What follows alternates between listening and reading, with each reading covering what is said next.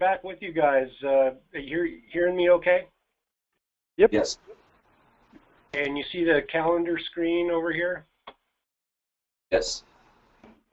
Okay. Good deal. Well, we're, as I said, I just canceled the state conference call bridge, and we're now on the GoToMeeting audio, and we're recording right now, so keep your language appropriate. Because this is getting recorded for posterity kind of a thing. So again, as I was explaining to John, Dylan, the specific Outlook.com account, the Microsoft account, DNRC TWT @Outlook.com, I did make a mistake in the email in terms of the password, and I'll get that out to everybody. But the reason for having an account that we can all access as owners of it is it allows for more capability within OneDrive to be able to upload documents, which can only be done by owners of the actual Microsoft account. So before we, I guess, continue, is there anything about the GoToMeeting stuff that we need to cover right now before jumping into the calendar stuff? Are you guys seeing everything okay and hearing everything okay? Let's start with you, Dylan. You okay? Yep, looks great to me. Okay, good. And John, any problems you're having with the GoToMeeting stuff at this point? No, I got a picture of you, Paul, and then the calendar right here on my screen. So okay, I think I'm right where I need to be. Great. And what will be recorded is just what you guys see on the screen. You won't see the people who watch the video later won't see the webcam stuff. They'll only see the what you guys are seeing on my screen in terms of the calendar and that kind of stuff. So let's talk about the calendar now. Again, the calendar has different access URLs, the actual address. So right now, over here in the right, you can see that right now this view of the calendar is as an administrator, which is, again, only Tim Crosmer and I have that view. And then I also have a tab open to Reader, and that's what the general public, the folks that you would be sending on the link to, is this different address up here in the address bar, and this is what they would see. So they don't see the templates, and their events that are listed from their view show this lock on them, meaning that they can view, but they can't edit.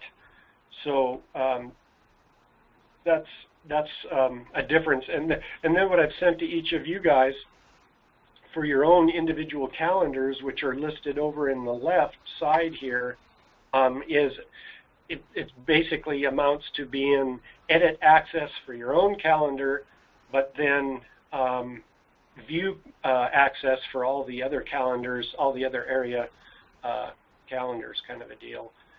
So that's how that works. And they've made some changes in this interface here since last spring. So maybe since the last time that you guys used this calendar. So it might be worth taking a look at. But as before, you can turn on and turn off individual calendars over in the left-hand navigation panel there. So there's some cool aspects to that. Do you guys have any questions about the calendar in general before we jump into kind of specifically what we were going to talk about today, which is making attachments and stuff like that to an event? Do you have any general questions about the calendar? Just one, Paul, is when we all get our training on there, then will there be a link on the DNRC's homepage like last year too? I'm just trying to think of ways to make it easy to get the word out, I guess.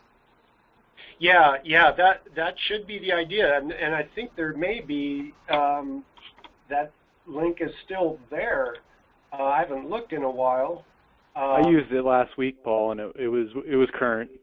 Okay. Okay, great. Yeah, so that should be perpetually going on, and again, that's to a reader view of the calendar. So that's the perfect place for people, you know, fire departments and others in your area. If you want to send them to, here's where you can go to see what training is being scheduled across the state. Send them to that link in the DNRC web pages, and that'll work out perfect. Cool. Okay, I guess I could mention, you know, to start an event, you've basically got a choice how you can, or there's several ways of doing that. One way is just to, let's say you were going to start a training on the 17th of November. You can just click on the 17th, and it brings up the add event dialog, and you'd give it a title, and from when to when. You'd choose, for you guys, because I'm in the administrator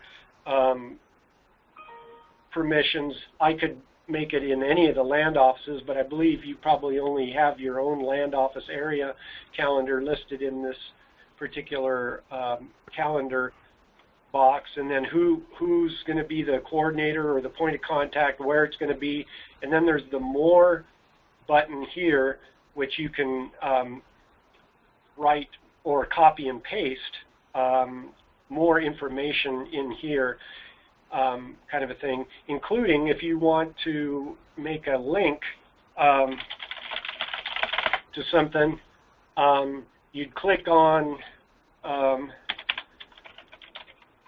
the text that you're going to link, and then you insert link, and it brings up this dialog here, and you would put the URL, the address, up on top here, which you could copy from somewhere else, and just paste that URL in there, and you could give it a title, which isn't really important, and then you may want to have that open up in a new window and not in the same browser window, but open up in a new window, so both the specific information that the URL is pointing to as well as this event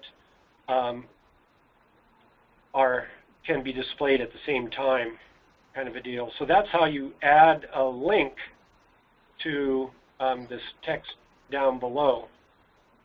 Another way to do it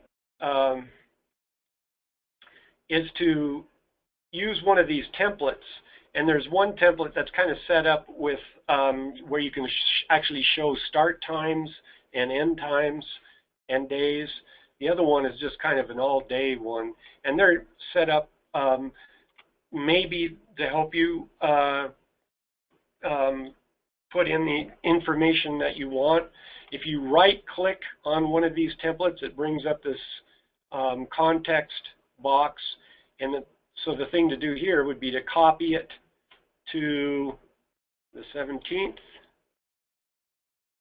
and then you'd go in and you'd change what calendar, and again you'd be changing this from the templates to your own specific calendar, and put in the title, what day it starts, what time it starts,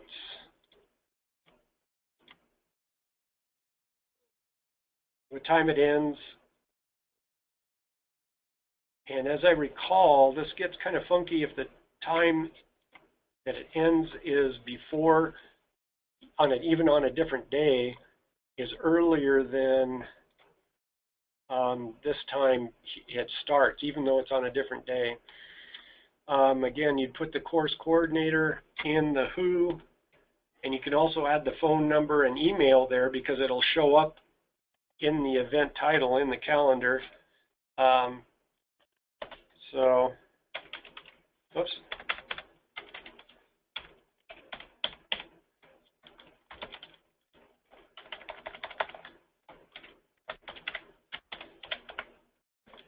and then where the training will be located. And then you can put in this information down below in these bullets. And then at the very bottom of that is kind of walks you through how to do just kind of what we've been doing, and then which you can just delete and then click save, and then there's your event like that.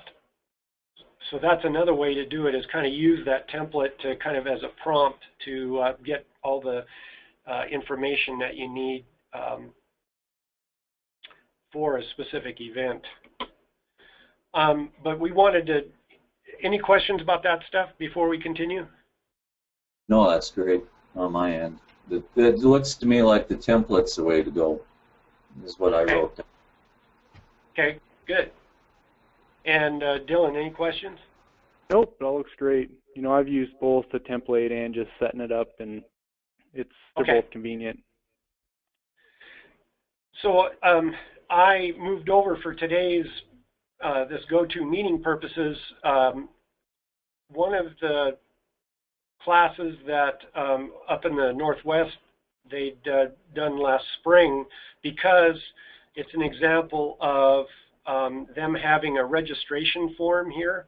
And you'll notice if you're in your access where you can edit and you can add things, if I hover over this word registration, which looks like a link, my cursor doesn't change to the hand. However, if I'm in the reader access, again, this is access as reader, and I go to that same event and I hover over it with my cursor, it does change into a hand. So that's just this weird anomaly for whatever reason, that when you're in your access as a writer and you're adding or editing your own area's templates or your own area's events, when you're hovering over a link, it doesn't show as a link. But anyway, they've made a link here, and if we click in that link, then it goes to the document that they've created in OneDrive, and we'll talk more about that. But it goes to this document that they've created in OneDrive, which gives information about the class, and then gives they want them to fill out, or print it off, fill it out, and return it to the lead instructor via email by the final registration date, which they have up here. So that's a real good way to do that kind of stuff right there.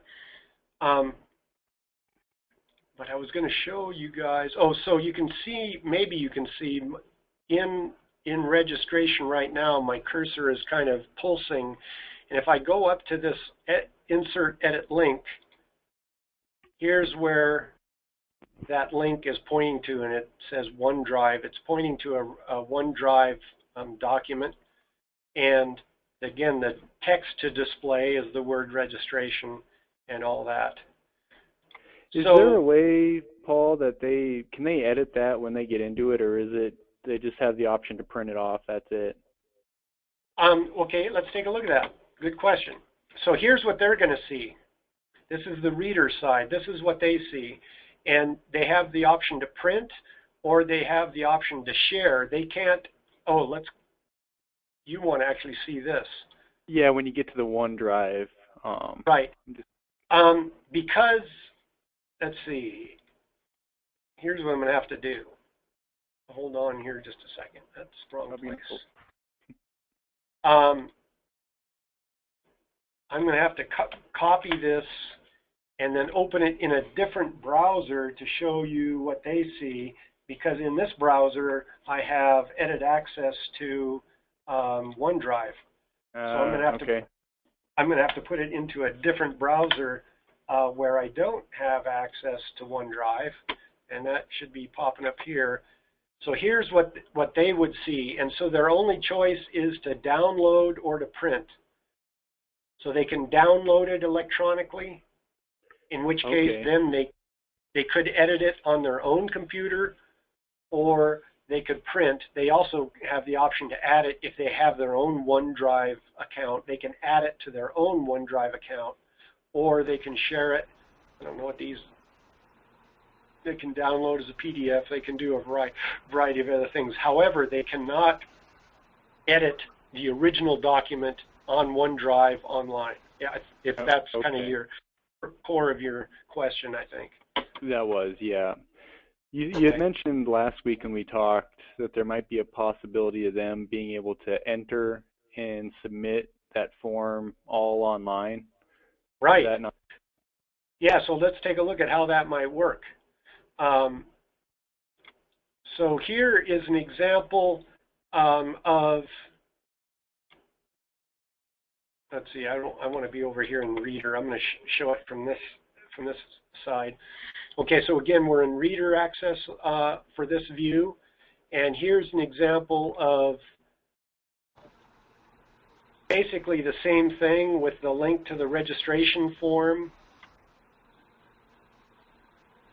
So that's an attachment, and we'll go over how you do this. I'm just kind of showing you what's possible, and then as we look at the different possibilities, then I'll go back and show you how you would do that. So here's the basic same thing, except instead of down at the bottom having what people would fill in as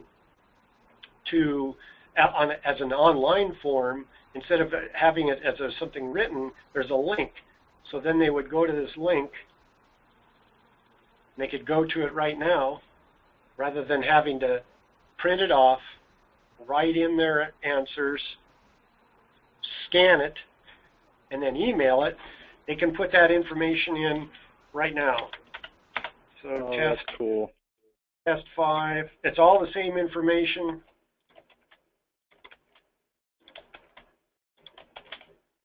And then they would click submit. And again, I'm going to go through the process of how you do that, but I'm just showing you, and then showing you right now what's the capability.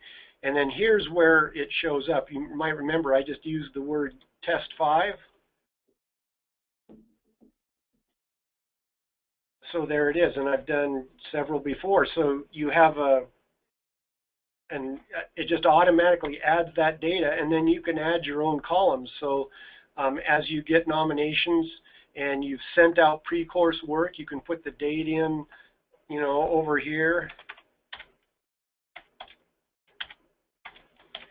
And then when they get you get the pre-course work back, you know, you can put an X, and then you can manage that. But this part of it, these columns A through F, are being populated as people do those that form. So when that they kind of click, when they click submit, it comes to this Excel OneDrive account. It doesn't send an email response to the email on the whatever they fill in for the email address. No, it would be just doing it right now into here. Whether you can set this up to prompt you later that you've got a new submission, I don't know the answer to that question. But so you would have to, as a course coordinator, you'd have to go in and look at the Excel. I don't know if there's any way for this survey thing to prompt you on you've got a new submission. I don't know about that. But all they have to do is just do that that survey, and it immediately sends this information, populates this Excel document right in the cloud without having to send an email at all. Perfect. So that's one way of doing it. Another way of doing it is not even having an attachment. So what I did here is I just copied the text from the top part of that, what was an attachment previously, and then put the link to the survey right here at the bottom. And so again, they would go to the survey.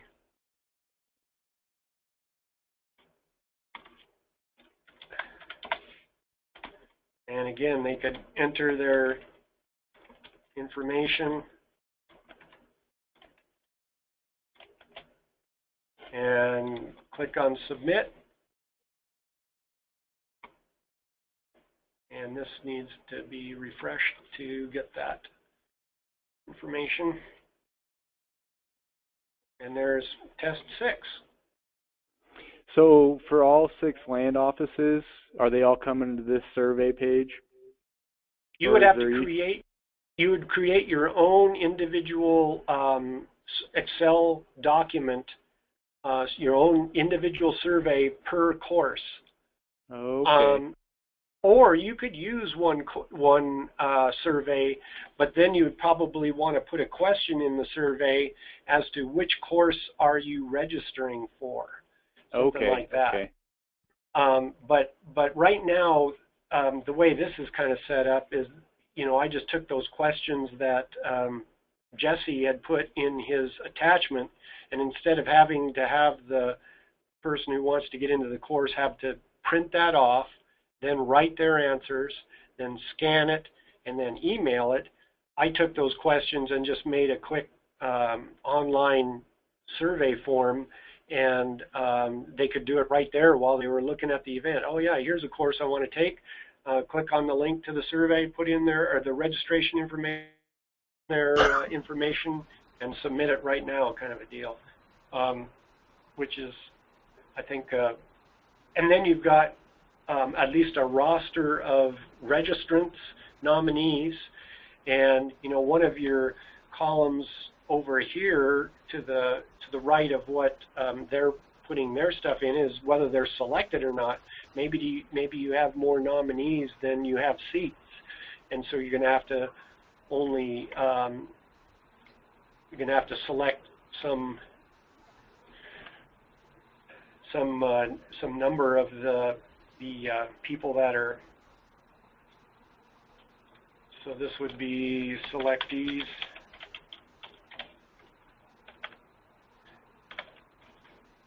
And you know, maybe you're going to select only some of them, kind of a thing. But again, this form, this Excel spreadsheet is linked to that specific form, and I guess I would recommend at this point is that you would do that per class. Though, again, if you put in a question in your survey form, which can be edited ongoing, I think, then as to what class they're registering for, then you could have it all go to one Excel spreadsheet too, I suppose. I hadn't thought of that before, but that's getting even more advanced than what I was thinking of. So that's another way to do the online thing without even having a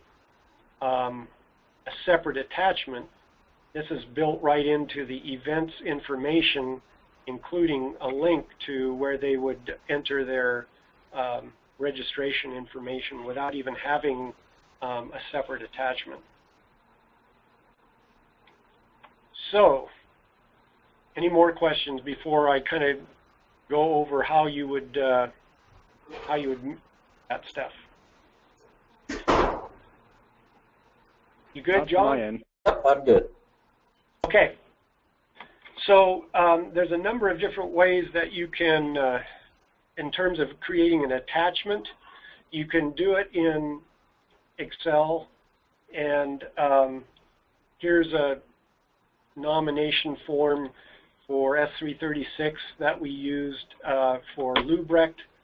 It's in Word, and again, if you want them to print this off and fill it in and then scan it or fax it or whatever, you can go that direction. And you can do it in Word, or you can do it in OneDrive. But if you have it in Word, if you look over here in this kind of the left of the calendar, there's a Word document. That's the one I just opened. And if you're in Firefox, you can just grab that document, select it with your left button on your mouse, and drop it into OneDrive, and then there it is, example click and drive.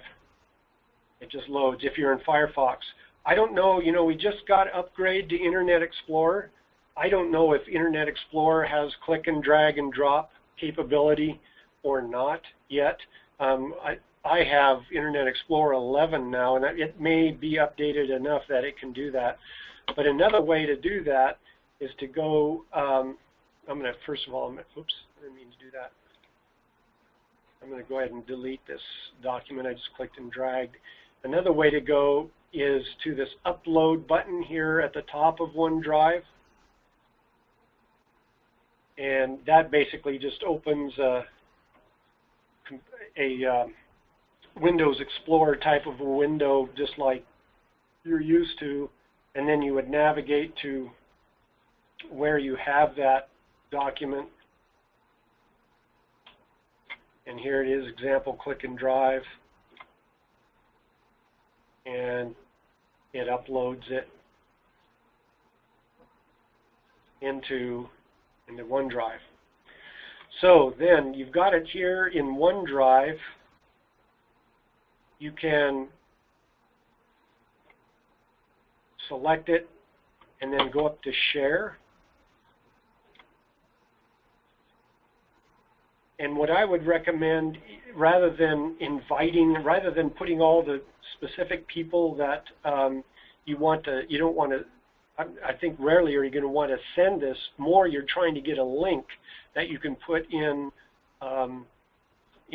your event in the calendar. So you would go down here under Share and go to Get a Link. And then what kind of a link? Do you want them to be able to edit this document? Probably not. Probably only want them to view only. So you're getting a link. It's going to be a view-only link. So you create the link, and it's typically a pretty long address, but right here below that long address is shorten the link. Click on that, and so you get a nice short link. Then you can copy, and typically the way I copy is by using the keyboard shortcut, which is Control-C, which you can't see, but you may be able to do it this way too. Yeah, I guess you can copy using a right click also. So now you've captured the URL for the specific document. Going back into the calendar then, here's our event.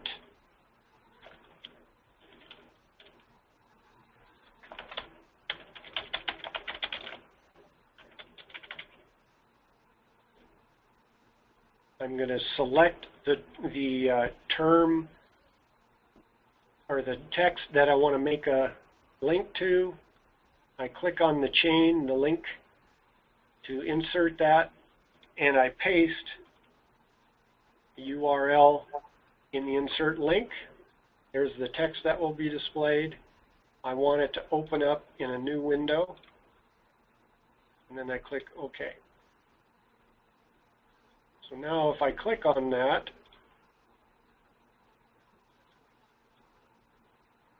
it opens up the document. And again, that's in my browser that I have edit access, so I can edit it, but they won't have that on their side. Go ahead, Dylan, you got a question? Nope, not me. All I do on that, so going back when on this step that you did, when you put not to edit, if you would have changed that step to yes, then when that nomination form came up, then they could type into it, right? They could type into it, but they'd be typing into the original. So anyone else, and if they saved it, anyone else who then clicked on this link here would see what they typed into that into their form. Okay, so all right. So how you did it now then is with that nomination form, then they'd have to, I guess, print it out and write on it, and they wouldn't be able to. They wouldn't have to. Let's look at it. Oops, let's see here. There we go. There it is. Okay, so now we're looking at it in reader, from the reader side. So here's what they would see. And if they click on this, and actually what I'm going to do is I want to copy the link location, because this is going to open up, and I want to open it up as if they were in a browser.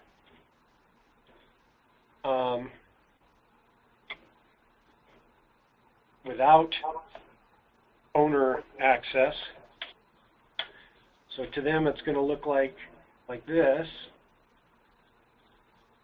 And then they have the capability to download. Okay. So they could download it as a Microsoft Word document. So in your instructions in the map, in the calendar, you could tell them when they open it up that up near the top they'll have a option to download, and then they could fill, and it will thus download as their own separate Microsoft Word document, and then they could fill it out electronically, save it, and then email it to you, for instance. Okay, nope, that's that clicked right in with that then, what on that process, yeah. Okay, cool. Yeah, that's the way they could do that. So that's how you would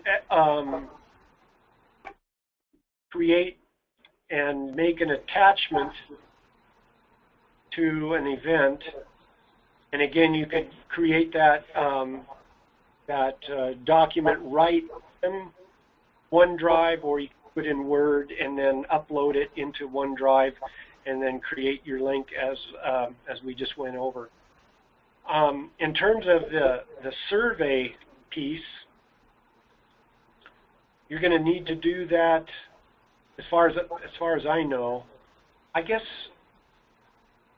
there's probably a way to do it in Excel, but I'm going to suggest for now that you do it right in OneDrive. I'm going to close some of these extra tabs I have open, and then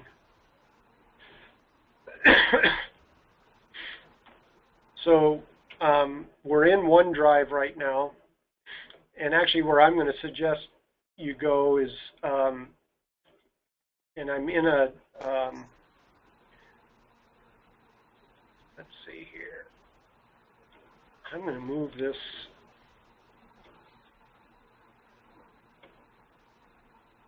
okay. So you may want to have your own folder. So why don't we name this to FAMB. So there's Fire and Aviation Management Bureau's folder, and that's where I want the survey to be. One thing I found out playing around with it this morning is once you've created a survey, you do not want to move it. It changes the links and stuff, so you want to be real careful to create the survey, the registration form, whatever you want to call it, in the folder that you want it to reside in, and not change it later where it's living. So I'm going to go into FAMB, and I'm going to go to New, and then I'm going to create an Excel survey. And this is how you create and edit a survey. So up at the top is what I'm going to call it.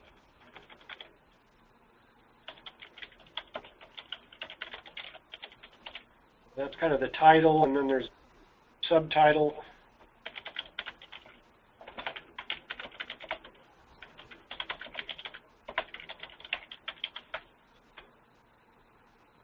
So that's the title, the subtitle, and then here's the first question.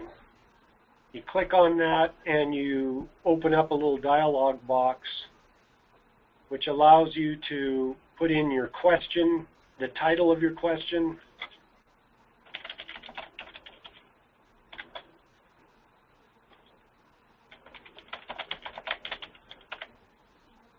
And then what kind of a response do you want? And you have a few choices. You have text, paragraph text, which would be longer text. Not sure. Is somebody asking me a question? Nope. Okay, I think it's just feedback. I think I'm hearing my voice coming through the phone from your guys' computer or your side there. But so you have text, which would be shorter amount of words. Paragraph text, which would be a longer. You have number, date, time, yes or no. So you have some of those different possible kinds of questions. But in this case, it's going to be just text, and yes, it's going to be required, and there's no default answer, and so we're done.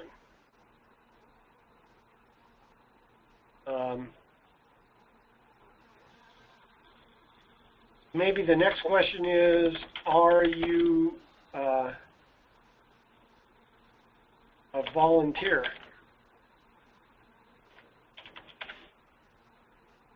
in your fire department? Oops.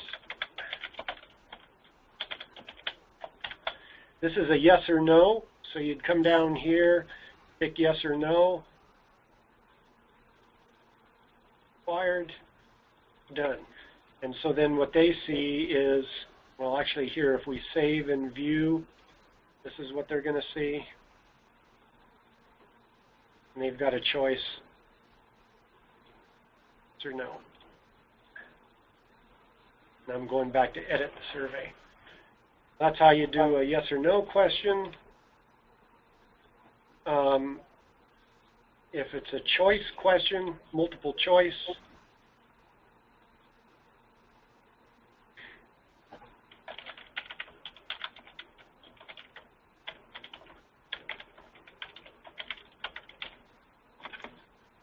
and you've got choice A, choice B, choice C, you can write in, you know,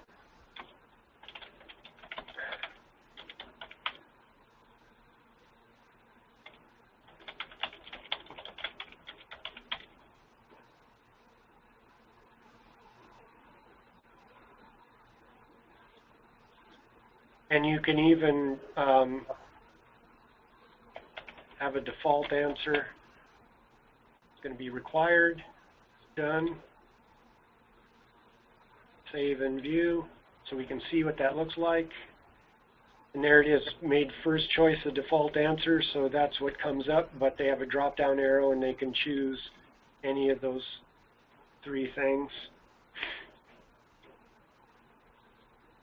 Let's take a look at a number.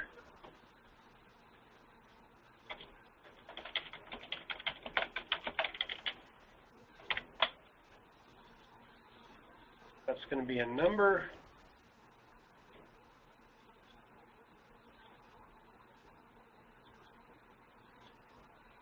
And you've got some choices of what kind of a format. Whoops. Be required. And if they try to put in 30, shows up as red because it's supposed to be a number.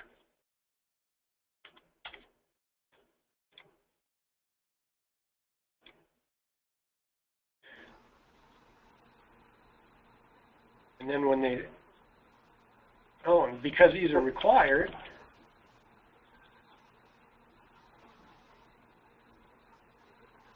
all peeled house.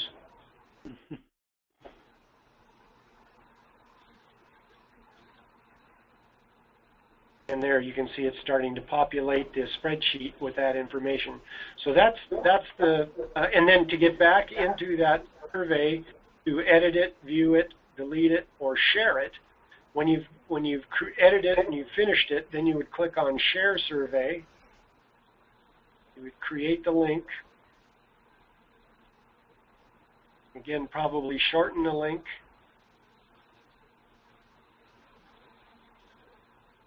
copy it.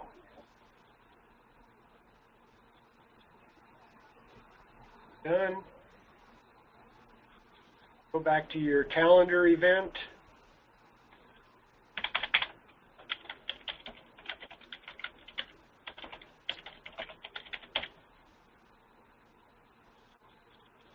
Link to online non-form, insert it, and create it as a link. Oops, let me do that again so you guys can see it. Paste it, and that's the URL to it, and then OK, save, and then looking at it from the reader side, they open that event, link to the online form.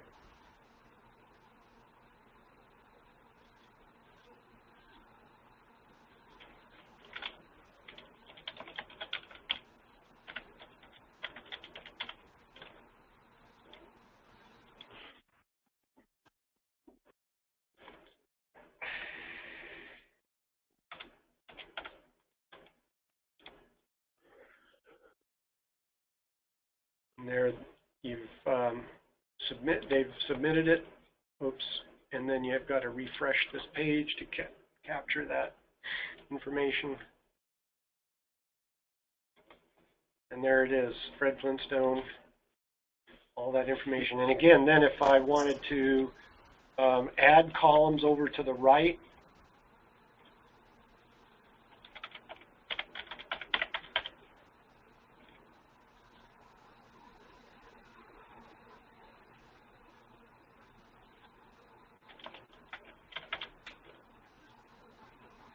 and those new columns don't show up on the survey, correct? Right, and that's why in that other one, I clicked the headings, gave them a different color. Okay. Just to remind me that those are not coming from the survey form, but are something I've added to the spreadsheet. But as people continue to register or to use that online survey form, that information continues on down the 4 columns for the 4 questions I did make. But then this allows me to continue to process the registrants for that class with additional information for each line, for each person, kind of a deal. Hey, Paul, I have a question on this. You know, when on a column with a number, and I could see that being beneficial with a telephone number, is there a sticky way or trying to for a telephone number with a hyphen, or how would that look? You know, I don't know. I haven't played around with that. Let's take a look. Let's see. So we want to go into, if we edit the survey and we add a new question, I'm not sure what that's going to do to those columns. So we'll be looking at a couple things here. I'm not sure if a phone number, I'm not sure a hyphen will work in this.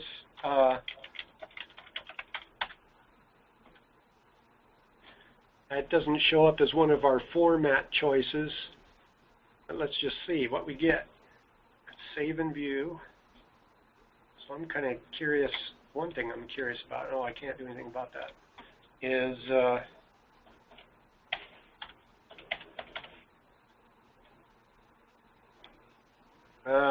yeah. It doesn't like, they only enter numbers.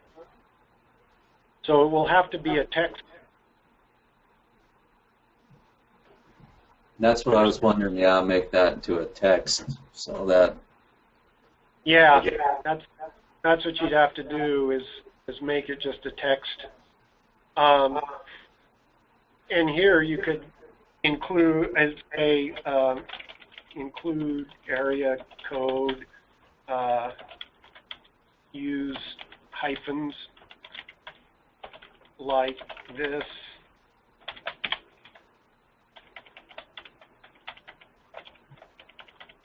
Something like that, you know, that's maybe one way to get it formatted the way you want. So then it would look like this in the survey, you know, down here. Yeah. Okay. So the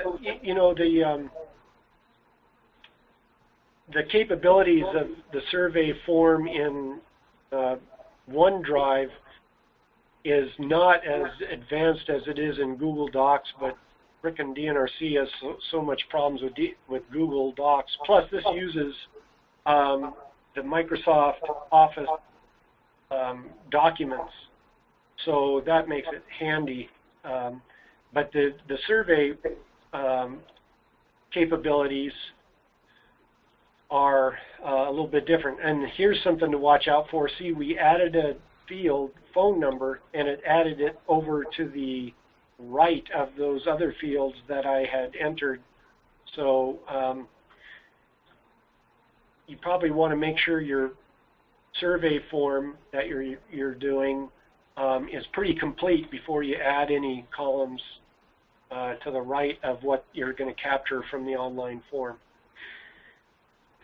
So that's what I know about how this stuff works at the moment. Probably enough to get somebody started with either attaching a document or even creating an online nomination form kind of thing that would allow you guys as course coordinators to build a roster with information about nominees for a class with additional information right from the get-go, right from folks doing it right online. I think that probably gives you a pretty good overview of how to do that. And again, this is being recorded, and I'm going to go through the process of changing it into a Windows video file so that it can be reviewed later by other folks, including you guys and me, and I'll upload it to the regular DNRC OneDrive so that it'll be there to refer to. Thank you, Paul, for taking time out of your day to put this together. It was helpful. Oh, absolutely. I like this kind of stuff, so it was kind of a challenge and fun process to figure out how this stuff could be done. And again, don't hesitate to give me a shout if you want to try some of this stuff and it's not working exactly the way you want it to. I'm happy to help folks. Whatever will help you guys be more efficient and be more able to serve the people that you're trying to serve out there in your areas. Yeah, if you would, when it's convenient, send out that link again with an updated password. With the updated password, I didn't get a chance to write it down. Absolutely, I will. Okay, well, I've had you guys for about an hour. Anything else? Nope. Thank you, sir. Yeah, you're given tools that we can jazz this up on and make it, like you said, our customers tool for them to get the information back to us what we need to. So great. Yeah, hopefully it's some ways that you guys might be able to use to make shortcuts for people to get you the information for classes and stuff, and just make it easier for everybody. Okay, guys, I'm going to stop the recording.